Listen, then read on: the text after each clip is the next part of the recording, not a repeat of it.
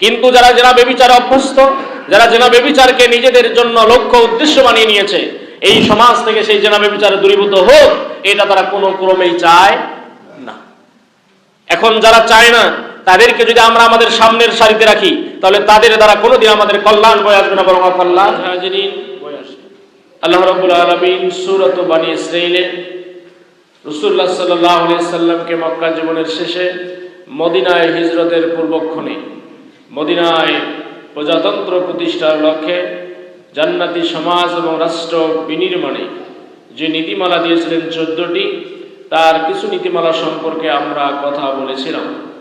আজকে এই নীতিমালা 14টির মধ্য থেকে 8ম নীতিমালা সম্পর্কে সংক্ষিপ্ত আলোচনা হচ্ছে। এই নীতিমালা হলো আল্লাহ তাআলার পক্ষ থেকে ঘোষণা হচ্ছে, তোমরা জেনা তো করা দূরের কথা, জেনার নিকটবর্তীও হইও না। জেনার নিকটবর্তী হওয়ার জন্য আল্লাহ সুবহানাহু ওয়া তাআলার পক্ষ থেকে নিষেধ করা হচ্ছে। আল্লাহ তাআলা বলছেন, ওয়ালা তাকরাবুজ জিনা, তোমরা জেনার নিকটবর্তী হইও না, তোমরা জেনার নিকটবর্তী হইও না। প্রশ্ন থাকতে পারে যে জেনা করার নিকটবর্তী হওয়ার মধ্যে পার্থক্য কি? জেনার নিকটবর্তী হওয়া দ্বারা এটা বোঝানো হয়েছে যে জেনা সংগঠিত হয় এমন কোনো কাজ করা যাবে না। জেনা সংগঠিত হয় এমন কোনো কাজ করা যাবে না। এখন জেনা কবিরা গুনাহসমূহের মধ্যে অন্যতম একটি গুনাহ। জেনাকারিনী শাস্তি সম্পর্কে আল্লাহ রাব্বুল আলামিন মহাগ্রন্থ আল কোরআনুল কারীমের সূরাতুন নূর, এই সূরাতুন নূরের 2টি জায়গায় আল্লাহ রাব্বুল আলামিন একটিতে শাস্তির বিধান, আরেকটিতে তাদের বিবাহ সম্পর্কিত বিষয়ে কথা বলেছেন। সূরা নূর 2 নং আয়াত আল্লাহ তাআলা বলছেন জেনাকার এবং জেনাকারীদের শাস্তি কি হচ্ছে। আর জেনাকার ও জেনাকারী দ্বারা যা বোঝায় সেটি হলো কোনো বিবাহিত অথবা অবিবাহিত পুরুষ কোনো বিবাহিত বা অবিবাহিতা মহিলা বা নারীর সাথে মিলন, এটাকে বলা হয় জেনা, যেটা ইসলামী শরিয়া মোতাবেক বিবাহের পূর্বে সংগঠিত হয়। অথবা কেউ বিবাহ করেছেন কিন্তু তার বিবাহিত স্বামী বিবাহিত অথবা বিবাহিত স্ত্রী ব্যতীত ইসলাম সাপোর্ট করে না, ইসলামী শরিয়া অনুমোদন দেয় না, এরা ব্যতীত যারা রয়েছে তাদের সাথে মিলিত হওয়া, মিলন করা, এটাকে বলা হয় জিনা। এখন যারা জেনা করবে তাদের শাস্তির ব্যাপারে আল্লাহ রাব্বুল আলামিন ইরশাদ করছেন। আল্লাহ তাআলা সূরা নূরে বলছেন, আয-যানিয়াতু ওয়াজ-যানি ফাজলিদু কুল্লা ওয়াহিদিম মিনহুমা মিয়াতা জালদা। আল্লাহ তাআলা বলছেন ব্যভিচারিণী ও ব্যভিচারী, খেয়াল করতে হবে এখানে নারীদের ব্যভিচারিণীর কথা আল্লাহ তাআলা বলেছেন। আল্লাহ বলছেন আয-যানিয়াতু, ব্যভিচারিণী। প্রশ্ন থাকতে পারে আল্লাহ রাব্বুল আলামিন কোরআনুল কারীমে আয-যানি পুরুষ, সব জায়গায় পুরুষের কথা আগে আসে, এখানে মহিলার কথা আগে আসলো কেন? আমরা বলতে পারি যেহেতু জেনা সংগঠিত হওয়ার মধ্যে মহিলারা যদি 10 ভাগ 5 ভাগ এগিয়ে আসে আর পুরুষ যদি 100 ভাগও পিছিয়ে থাকে, তারপরেও জেনা সংগঠিত হওয়ার সম্ভাবনা আছে। আর পুরুষরা যদি 99 ভাগ এগিয়ে যায়, কোনো নারী যদি 1 ভাগ পিছিয়ে থাকে, তার সম্মতিতে জেনা সংগঠিত হওয়ার কোনো সম্ভাবনা নেই। যার কারণে আয-যানিয়া শব্দকে আমরা সামনে দেখতে পাচ্ছি। আল্লাহ তাআলা বলছেন আয-যানিয়াতু ওয়াজ-যানি ফাজলিদু কুল্লা ওয়াহিদিম মিনহুমা মিয়াতা জালদা। আল্লাহ তাআলার ইরশাদ হচ্ছে আল্লাহ তাআলার পক্ষ থেকে, ব্যভিচারিণী ও ব্যভিচারী উভয়কে তোমরা 100 বেত্রাঘাত করো। এটি ইসলামী শরীয়তের একটি অন্যতম বিধান। যাদেরকে বেত্রাঘাত করা হলো, এখানে আমরা যদি একটু গভীরে যাই আমরা বুঝতে পারবো এখানে যাদের বিবাহ হয়নি তাদের সম্পর্কে কথা বলা হয়েছে, কিন্তু যাদের বিবাহ হয়েছে তাদের সম্পর্কে এখানে কথা বলা হয়নি। কারণ ইসলামী শরিয়ার বিধান হচ্ছে যদি অবিবাহিত কোনো পুরুষ ও নারী অবৈধভাবে যৌন মিলন সংগঠিত হয় বা করে, এটি তাদের ব্যাপারে শাস্তি হিসাবে 100 দর্রার কথা বলা হয়েছে, বেত্রাঘাতের কথা বলা হয়েছে। এখন প্রশ্ন থাকতে পারে, যদি তারা বিবাহিত হয় তাদের শাস্তি কি? এটা সকলেই অবগত যে বিবাহিত যারা, এরা যদি এরকম কোনো অবৈধ সম্পর্কে মিলিত হয়, অবৈধভাবে যৌন মিলন করে, তাদের ব্যাপারে বলা হচ্ছে তাদেরকে কোমর থেকে মাটিতে পুঁতে দিয়ে পাথর নিক্ষেপ করে হত্যা করতে হবে। এটি হলো ইসলামী শরিয়াত বিধান। আর যারা অবিবাহিত তাদের জন্য সজোরে কোনো ব্যক্তি 100টি বেত্রাঘাত করবে। এতে যদি তার মৃত্যু হয়ে যায় কোনো সমস্যা নেই, তারপর ইসলামী শরিয়ার বিধান বাস্তবায়ন হলো। কিন্তু আমাদের সমাজের দিকে যদি আমরা লক্ষ্য করি, আমাদের সমাজের যদি আমরা তাকাই, আল্লাহ তাআলার পক্ষ থেকে দেয়া এই মূলনীতি আমাদের সমাজে আজ বাস্তবায়িত নেই, বাস্তবায়ন হচ্ছে না। কেউ যদি বা বাস্তবায়ন করার জন্য এগিয়ে যাচ্ছে, অধিকাংশরাই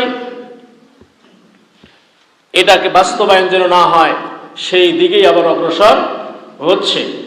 এখন আল্লাহর দেয়া মূলনীতিকে সমাজে বাস্তবায়ন না করে যদি কেউ আল্লাহর সন্তুষ্টি হাসিল করতে চায়, এটা কশ্চিন কালেও সম্ভব নয় বলে আমরা মনে করি।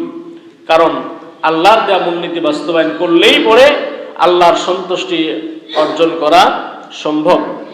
আল্লাহ রসুলের জামানার দিকে যদি আমরা তাকাই, মদিনা ইসলামী রাষ্ট্র, ইসলাম প্রজাতন্ত্র প্রতিষ্ঠিত হয়ে যখন ইসলামের এই মূলনীতিগুলো বাস্তবায়িত হয়েছে, তখন অন্যের স্ত্রীর দিকে চোখ তুলে তাকানোর কারো সাহস ছিল না।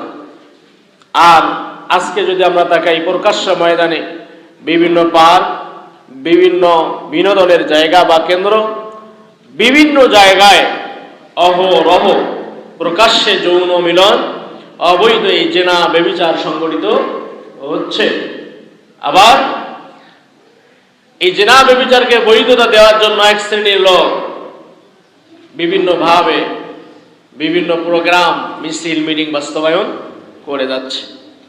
আজকে পাশ্চাত্য সভ্যতার প্রভাব আমাদের উপরে এমনভাবে ফেলেছে, আমরা ইসলামকে দূরে ঠেলে দিয়ে পাশ্চাত্য সভ্যতাকে নিজেরা গ্রহণ করে নিচ্ছি। কিন্তু শান্তি কেবলমাত্র ইসলামের মধ্যেই রয়েছে, ইসলাম ছাড়া অন্য কোথাও শান্তি নেই। সুতরাং আমরা যদি ইসলামের মধ্যে ফিরে আসতাম, আর এই বিধান যদি আমাদের সমাজ এবং রাষ্ট্রে আজকে বাস্তবায়িত থাকতো, আল্লাহ তাআলার দেয়া কোরআন সাক্ষী দিচ্ছে, আমরা বলতে পারি ইনশাআল্লাহ আমাদের সমাজ এবং রাষ্ট্রে এরকম কোনো অনৈতিক সম্পর্কের ধারা আর প্রবাহিত হতো না। বাংলাদেশের সুপ্রিম কোর্ট অথবা বাইতুল মোকাররমের সামনে যদি এ ধরনের একটি বিচার সংঘটিত হতো, জনসম্মুখে ঘোষণা দিয়ে, জাতির উদ্দেশ্যে রাষ্ট্রপতির ঘোষণার মধ্য দিয়ে একটি জেনার বিচার যদি সংঘটিত হতো, বাংলার আনাচে কানাচে, প্রকাশ্যে তো দূরের কথা, গোপনেও কেউ কোথাও এরকম জেনা সংঘটিত করার সাহস পর্যন্ত পেত না। কিন্তু আমরা আল্লাহ দেয়া বিধানকে ভুলে গেলাম, নিজেদের বিধান বাস্তবায়নের জন্য এগিয়ে আসলাম, যার কারণে আমাদের সমাজ আজ জেনা ব্যভিচারে পরিপূর্ণ হয়ে যাচ্ছে। উপস্থিত হাজিরিন, আল্লাহ তাআলা বলছেন এদের শাস্তির ব্যাপারে, আল্লাহ তাআলা আরো বলছেন, ওয়ালা তাখুযকুম বিহিমা রাফাতুম ফি দীনিল্লাহ, আল্লাহর দ্বীনের ব্যাপারে তাদের কোনো মমতাবোধ, করুণা যেন তোমাদের মধ্যে না জাগে। অর্থাৎ এদেরকে শাস্তি দিতে গিয়ে, আল্লাহর দ্বীন, আইন এবং কানুনকে বাস্তবায়ন করতে গিয়ে তাদের প্রতি, তথা যারা এরকম অবৈধ সম্পর্কের সাথে মিলিত হয়েছে, যারা ইসলামের এই মূলনীতিকে ধূলিসাৎ করে দিয়ে শয়তানি মূলনীতি বাস্তবায়নের জন্য এগিয়ে যাচ্ছে, যারা এরকম অপরাধ, জেনা বা ব্যভিচার সংগঠিত করলো, এদের ব্যাপারে শাস্তি প্রয়োগ করতে যেন কোনো কার্পণ্য বোধ করা না হয় এবং কোনো মায়া দেখে যেন তাদের শাস্তি কমানো না হয়, আল্লাহ তাআলা স্পষ্ট ঘোষণা করছেন। যেমন আল্লাহ রাসূল সাল্লাল্লাহু আলাইহি ওয়াসাল্লামের সময় এক সম্ভ্রান্ত বংশের কোন এক মেয়ে চুরি করার অপরাধে যখন তার শাস্তি হবে বা এরকম শাস্তির ব্যবস্থা হবে অথবা বিচার ফয়সালা হবে, সেই সময় আল্লাহ রসুলের কাছে সুপারিশ করা হয়েছিল তার যেন হাত কাটা না হয়। কিন্তু আল্লাহ রসুল সাল্লাল্লাহু আলাইহি সাল্লাম বলেছিলেন এটা কেন স্বয়ং আমার কন্যা ফাতেমাও যদি চুরি করত, আমি তার হাত কেটে দিতাম।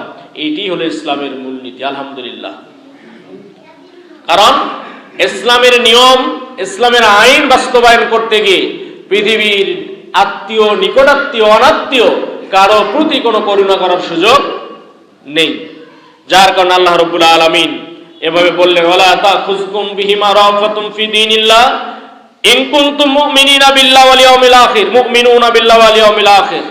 আল্লাহ তাআলা বলছেন, তোমরা যদি প্রকৃতপক্ষে আল্লাহর প্রতি ঈমান এনে থাকো এবং আখিরাতের প্রতি বিশ্বাস স্থাপন করে থাকো, এরকম শাস্তি প্রয়োগ করতে গিয়ে কোনরূপ মমতাবোধ যেন তোমাদের অন্তরে তাদের প্রতি জাগ্রত না হয়।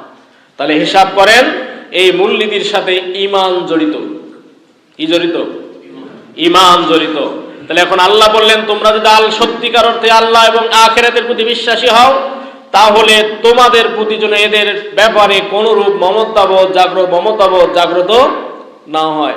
তাহলে হিসাব করেন, শুধু এই ব্যাপারে করুণা যেন জাগ্রত না হয়, মমত্ববোধ যেন জাগ্রত না হয়, যদি তোমরা ঈমানদার হও। এখন প্রশ্ন হলো, শুধু মমত্ববোধ জাগ্রত হলেই আল্লাহ তাআলা ঈমানের তুলনা দিয়ে বললেন এটা করা যাচ্ছে না। আর সেই জায়গায় যদি আমরা এই শাস্তিকে, ইসলামের এই নীতিকে ইসলামের নীতি হিসেবে গ্রহণ না করে, এই নীতিকে যদি বাস্তবায়ন না করি বা এগিয়ে না আসি, তাহলে বলেন ঈমানের স্তর কোন জায়গায় গিয়ে পৌঁছে গেছে? আমার কথা কি বোঝা যায়? একান্ত প্রিয়জনেরা আমার, এরপরে আল্লাহ রাব্বুল আলামিন বলছেন, ওয়ালিয়াশহাদ আযাবাহুমা তায়ফাতুম মিনাল মুমিনিন, আর তাদেরকে শাস্তি দেওয়ার সময় মুমিনদের একটি দল যেন উপস্থিত থাকে। এর মানে হলো শাস্তি গোপনে গোপনে দিবেন এটা হবে না, জনসম্মুখে শাস্তি দিতে হবে। ঈমানদারদের দল উপস্থিত থাকতে হবে। শাস্তির ব্যাপারে কোনো কমতি করা যাবে না, যাতে প্রকাশ্যে সকলে দেখে এটা থেকে শিক্ষা নেয় যে আল্লাহর আইন এরকম, আর ওই দৃশ্য দেখে কেউ যেন এরকম অনৈতিক অশ্লীল কাজ সংগঠিত করারও চিন্তা অন্তরের ভিতরে না আনে। তাহলে এখন বলেন, 1000 জনের বিচার করার চেয়ে গোপনে অন্যায়ভাবে ছেড়ে দেওয়ার চেয়ে একজনের বিচার করে যদি 999 জন ভালো হয়, এটাই ভালো, নাকি পুরা সমাজকে এরকম অন্যায় দাবিয়ে দেওয়া ভালো? কি বলেন আপনারা? একটা বিচারের মাধ্যমে যদি পুরা জাতি সঠিক হয়, পুরা জাতি যদি হেদায়েতের পথে চলে আসে, অন্যায় থেকে দূরে সরে গিয়ে ন্যায়ের পথে চলে আসে, এটাই শত শত হাজার হাজার গুণ ভালো। আর আমরা যদি করুণা মমত্ববোধ দেখা দেখে পুরা জাতি ধ্বংস হয়ে যায়, পরবর্তী সন্তানগুলো অবৈধ যদি হয়ে যায়, তাহলে খেয়াল রাখতে হবে এই পৃথিবীর আবাদ অবৈধ হয়ে যাবে। এই জন্য আল্লাহর দেয় শাস্তিকে নিজেরা সমাজে বাস্তবায়ন করে এই সমাজকে এরকম অবৈধ যৌনাচার, ব্যভিচার, অশ্লীলতা থেকে মুক্ত রাখতে হবে। খেয়াল করুন, হয়তোবা মনে করতে পারি এটা তো আমার প্রয়োজন নেই, আমরা তো এটা নিয়ে আমার পরিবারের কেউ জড়িত নয়, কিন্তু দেখেন আপনার পরিবারের কেউ না কেউ অবৈধ যৌনাচারের কারণে অপরের সাথে ভালোবাসার নামে বাড়ি থেকে বের হয়ে গেছে, অথবা কেউ কাউকে বাড়ি থেকে বের করে নিয়ে আসছে। আপনার নিরাপত্তা কোথায়? আপনার পরিবারের নিরাপত্তা কোথায়? আপনার সমাজের নিরাপত্তা কোথায়?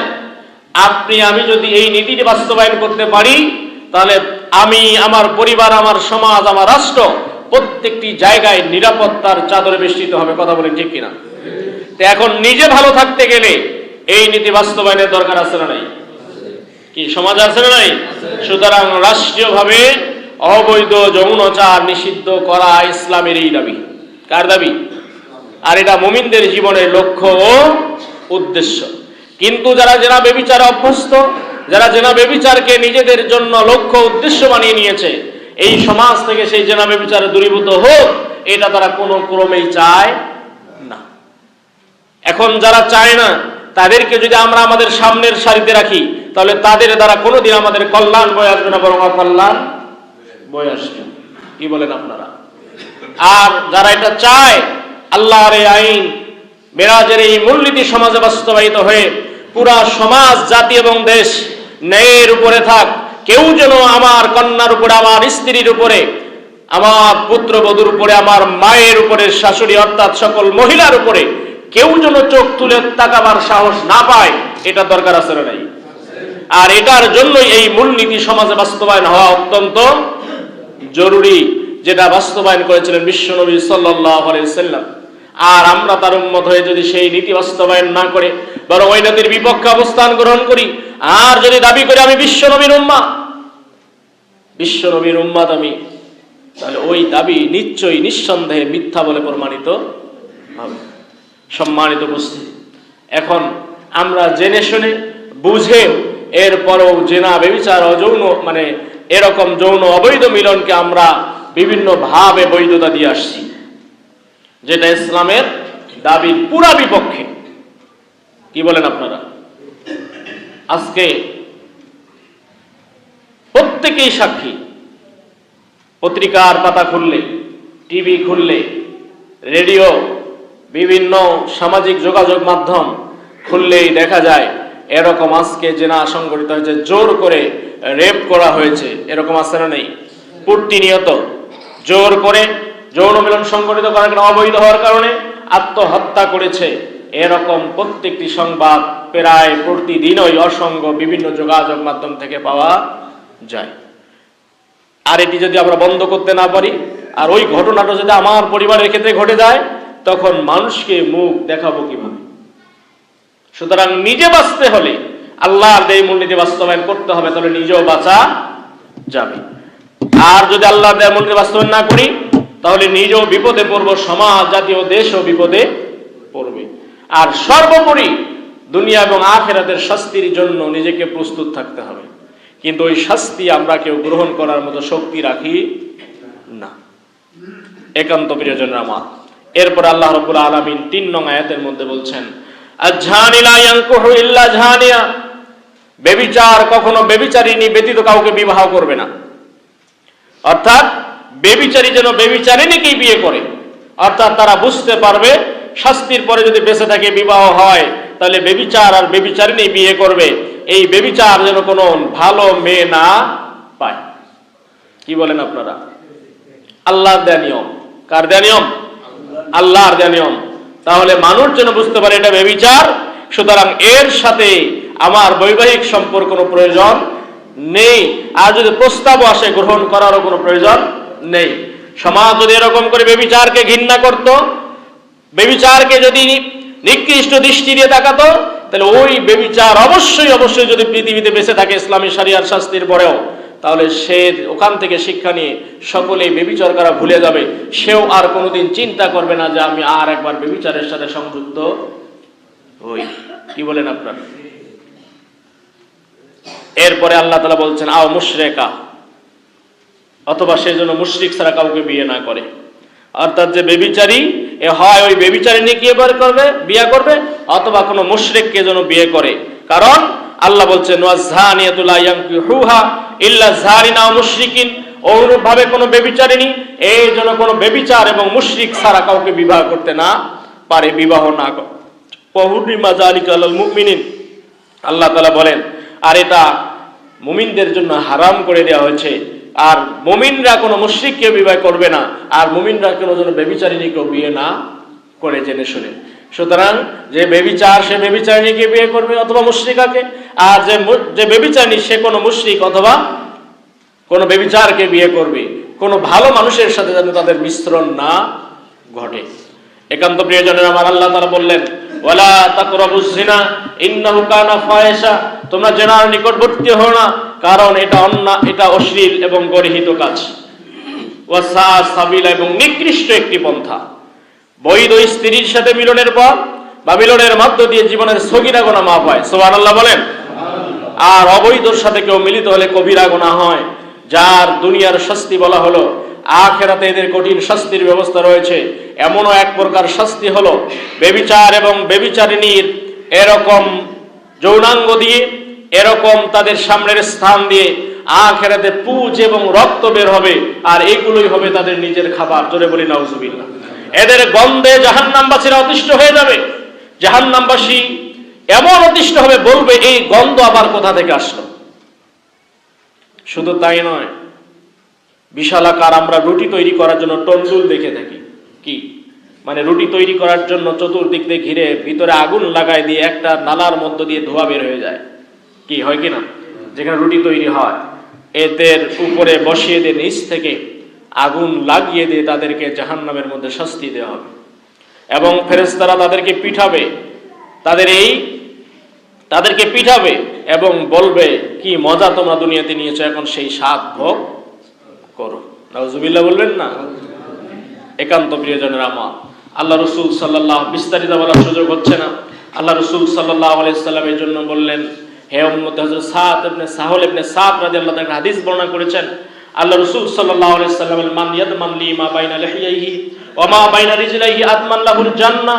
হে উম্মতি, জেনে রাখো, যারা দুটি জিনিসের আমাকে গ্যারান্টি দিবে, আমি রাসূল তার জন্য জান্নাতের গ্যারান্টি। সুবহানাল্লাহ বলেন। কোন দুটি জিনিস? আল্লাহ রসুল বললেন মান ইয়াদমান লি, যে আমাকে গ্যারান্টি দিবে, মা বাইনা লিহিয়াইহি, দুই চোয়ালের মধ্যবর্তী স্থান অর্থাৎ জিহ্বা, কারণ এর দ্বারা মানুষ অপরকে খুব কষ্ট দেয়। কি দেয় না? কথার মাধ্যমে, গাড়ির মাধ্যমে মানুষ একে অপরকে কষ্ট দেয়। হাত দিয়ে আঘাতের চেয়ে এই জিহ্বার দ্বারা মানুষ বেশি কষ্ট দেয়। এই জন্য আল্লাহ রসুল বলেছেন আল মুমিন, আল্লাহ রসুল আল মুসলিমু মান সালেম আল মুসলিমুনা মিন লিসানি ইয়াদিহি, মুসলিম তো ওই ব্যক্তি যার মুখ এবং হাত থেকে অপর মুসলমান নিরাপত্তা লাভ করে। তাহলে এই জিহ্বা অনেক বড় অপরাধ করে থাকে মানুষের কারণে। তার তো নিজস্ব কোনো আপাতত শক্তি নেই। আল্লাহ তাআলা মানুষকে যে শক্তি দিয়েছেন সেই শক্তির বলে সেটাকে অপপ্রয়োগ করে থাকে। একান্ত প্রিয়জন, এই জন্য আল্লাহ রসুল বললেন, যে ব্যক্তি তার দুই চোয়ালের মধ্যবর্তী স্থান অর্থাৎ জিহ্বা এবং মা বাইনা রিজলাইহি, দুই উরুর মধ্যবর্তী স্থান অর্থাৎ লজ্জা স্থানের গ্যারান্টি যে আমাকে দিবে, আদমান লাহুল জান্নাহ, আমি তার জন্য জান্নাতের গ্যারান্টি। সুবহানাল্লাহ বলেন। কেউ যদি জিহ্বা এবং লজ্জা স্থানের ব্যাপারে আমাকে গ্যারান্টি দেয়, আমি রাসূল তার জন্য জান্নাতের জামিনদার। সুবহানাল্লাহ বলেন। তাহলে জান্নাত পেতে গেলে অবশ্যই জিনা ব্যভিচার থেকে দূরে থাকতে হবে। আর আয়াতের মধ্যে বলা হচ্ছে লা তাকরাবুজ জিনা, জিনার নিকটেও যেও না। জিনা করতে বলা হয়নি, জিনার নিকটে যেতেও নিষেধ করা হয়েছে। এর মানে হলো জিনা সংগঠিত হয় এমন কোন উপায় উপকরণ গ্রহণ করাও নিষেধ। যেমন আলী রাদিয়াল্লাহু তাআলা আনহু দৃষ্টির ব্যাপারে আল্লাহ রসুল বলেছে, আলী প্রথম দৃষ্টি তোমার, কিন্তু পরের দৃষ্টিটা তোমার নয়। এর মানে দৃষ্টির মাধ্যমে মানুষ অপরকে নিজের মনের মণিকোঠায় জায়গা করে নেয়। এরকম যৌনতা অবৈধ মিলনের জন্য তাদের ভিতরে স্থান তৈরি করে নেয়। সুতরাং এই দৃষ্টির ব্যাপারে এসেছে। সুতরাং এই দৃষ্টিরও জেনা হয়ে থাকে। চোখের জেনা হয়, মুখের জেনা হয়, হাতের জেনা, এগুলোর জেনা হয়ে থাকে। কানেরও জেনা। অনেক মানুষ আছে এরকম খারাপ কথা শুনতে খুব মজা পায়, আছে না নাই? অশ্লীল কথা শুনতে খুব মজা পায়। আর কিছু মানুষ আছে অশ্লীল কথা বলতে খুব মজা পায়। আর কিছু মানুষ আছে অশ্লীলতা দেখতে মজা পায়, কি আছে না নাই? আর কিছু মানুষ অশ্লীলতাকে বাস্তবায়ন করতে মজা পায়। এই জন্য এমন কোন উপায় উপকরণ গ্রহণ করা বা বাস্তবায়ন করা যাবে না যার মাধ্যমে জেনা সংগঠিত হয়। সুতরাং এমন কোন কথা অপরের মাঝে বলা যাবে না যাতে সে জেনার প্রতি উদ্বুদ্ধ হয়। আল্লাহ তাআলা এটাই নিষেধ করেছেন। জেনা তো অনেক দূরে, জেনা এখনো অনেক দূরে। জেনা সংগঠিত সরাসরি হয় না, তার আগে অনেক কিছু হয় যেটা চোখ, মুখ, কান, নাক এগুলোর দ্বারাই সংগঠিত হয়ে থাকে। এগুলোই আল্লাহ তাআলা আগে নিষেধ করলেন, লা তাকরাবুজ জিনা, জেনার নিকটেও যেও না, অর্থাৎ জেনার উপায় উপকরণ এগুলোর ধারের কাছেও যেও না। একান্ত প্রিয়জনের আমার, সুতরাং পোশাক পরিচ্ছদ থেকে শুরু করে কথাবার্তা, চাল চলন, ভাব, কথার আদান প্রদান, ভাবের আদান প্রদান, দৃষ্টি, সবকিছু এমন ভাবে নিয়ে আসতে হবে যেন আমার দ্বারা এরকম কোন অন্যায় সংগঠিত হোক, কেউ আমার প্রতি ঝুঁকে পড়ুক, এরকম কোনো কিছুই প্রকাশ না পায়। যদি না পায় তাহলে মুমিন, আল্লাহ এবং আখিরাতের প্রতি বিশ্বাস আছে পরিপূর্ণ। কারণ যেহেতু আল্লাহ তাআলা এখানে বলেছেন, যদি তোমরা আল্লাহ এবং রাসূলের আল্লাহ আখিরাতের প্রতি ঈমানদার হও, তাহলে জেনাকার নীতিকে যেন তোমাদের মমত্ববোধ, করুণার কোনো কিছু জাগ্রত না হয় তোমাদের অন্তরে। সুতরাং আল্লাহর বাণী, ওয়ালা তাকরাবুজ জিনা, তোমরা জেনার নিকটবর্তী হয় না, ইন্নাহু কানা ফাহিশা, কারণ সেটা একটা অশ্লীল কাজ, সাবিল এবং অবৈধ পন্থা। সুতরাং বৈধ পন্থা অবলম্বন করা সকলের উচিত। সুতরাং আসুন, যে উপায় উপকরণের মাধ্যমে জেনা সংগঠিত হয় এবং যেটা এর দ্বারকে প্রশস্ত করে দেয়, আমরা সব কিছুকে বন্ধ করে দিয়ে যে এই সমাজ এবং রাষ্ট্রে আল্লাহর দেয়া রাসূলের উপরে মেরাজের এই মূলনীতি বাস্তবায়িত হয়, এই দিকে আমরা আপ্রাণ চেষ্টা চালাবো মৃত্যু পর্যন্ত ইনশাআল্লাহ। কারা কারা চালাবেন আল্লাহকে হাত তুলে দেখা। লিল্লাহে তাকবীর, লিল্লাহে তাকবীর। স্মরণ রাখতে হবে, আমার কোনো সাপোর্টের কারণে, এই জেনা বাস্তবায়িত হোক, এই রকম যেন রাস্তা সব বন্ধ হয়ে যায়। পারবো তো ইনশাআল্লাহ? আল্লাহ তাআলা আমাদের সকলকে কবুল করুক বলে আমিন। আখির দাওয়ানা আলহামদুলিল্লাহ। আসসালামু আলাইকুম ওয়া রাহমাতুল্লাহি ওয়া বারাকাতুহু।